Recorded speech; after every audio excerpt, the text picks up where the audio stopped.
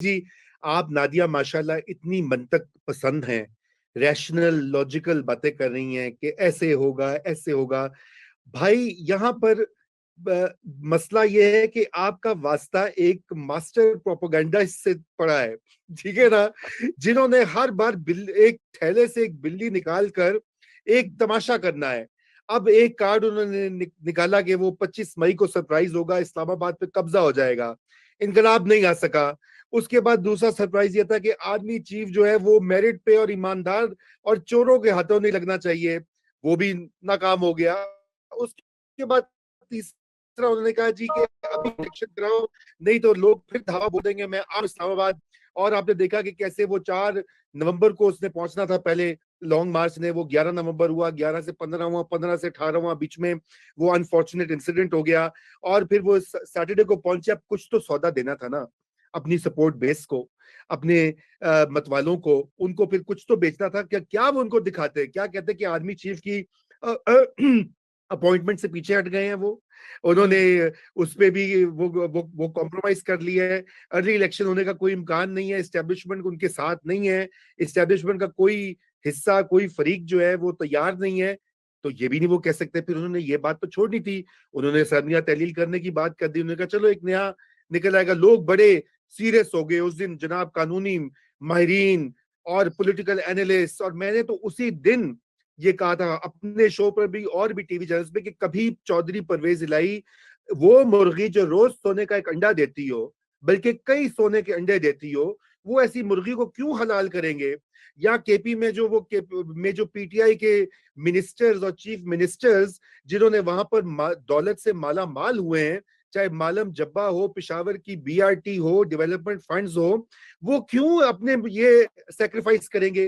देखिए, मैं इससे पहले सोलंकी साहब का कमेंट लूं, मैं ये बात वाजे करना चाहता हूं कि चूंकि मेरा इससे ताल्लुक रहा है, सिविल सर्वेंट और डेवलपमेंट मेरा शोबा भी है और मेरी प्रैक्टिस भी है। पाकिस्तान में करप्शन का सबसे बड़ा सोर्स है government procurement, public sector procurement, number 1। दूसरी है डेवलपमेंट स्पेंडिंग। और यहाँ पर जो और यहाँ पर जो होती है नादिया करप्शन, वो 30 से 40% तो आराम से होती है, कम से कम। यदि कि आप नॉन करप्ट माहौल एनवायरनमेंट वो होगा जहां पे 10% कमीशन ली जाती हैं। एवरेज जो है वो 30% का हिसाब रखिए। अब आप अरबों का जो बजट है इन सूबों का, उसमें से 30% के हिस्से निकालें और आप खुद अंदाजा कर लें कौन ऐसा बेवकूफ होगा जो इस बहती गंगा में छलांग लगाने की बजाय गंगा का रुख ही मोड़ दे।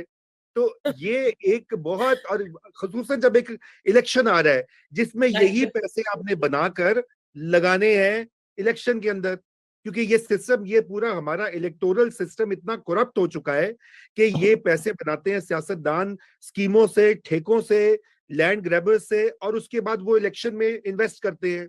और अहमद बिलाल महबूब साहब उनको अखलाकियात और लेजिस्लेशन और पता नहीं क्या क्या के वहां पर सेमिनार्स करवाते हैं, जबकि ऑन ग्राउंड पॉलिटिशियन कहना मैंने मेरा 3 करोड़ रुपया लगना है एमपी इलेक्शन वास्ते, या 5 तो 10 करोड़ लगना है एमएनए वास्ते, तो मैं कितों कर डाला।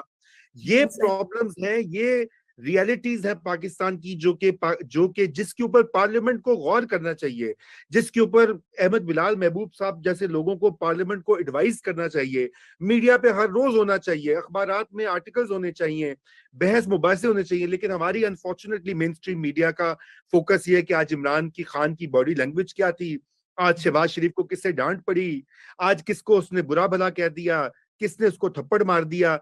यहाँ पे इश्यूज पे बात ही नहीं होती। यही वजह है कि पाकिस्तान का पॉलिटिकल सिस्टम जो है वो अनफॉर्चुनेटली मदाखलत की वजह से और ये ब्रोकन डिसफंक्शनल स्टेट और करप्शन की वजह से इस वक्त एक, बिल्कुल मैं समझता हूं, एक नीम मुर्दा पेशेंट मौजूद है, जिसको बार बार हम आर्टिफिशियली ऑक्सीजन देते हैं और हम फिर कहते हैं जमहूरियत बच जाए, आइन बच जाए। तो वो इसी ख्वाहिश में होता है कि एक दिन नीम मुर्दा उठ के खड़ा हो जाएगा, बैठ जाएगा और हम कहेंगे वाह वाह देखो जमहूरियत जिंदा हो गई। Unfortunately, this is the sad reality. I had to intervene.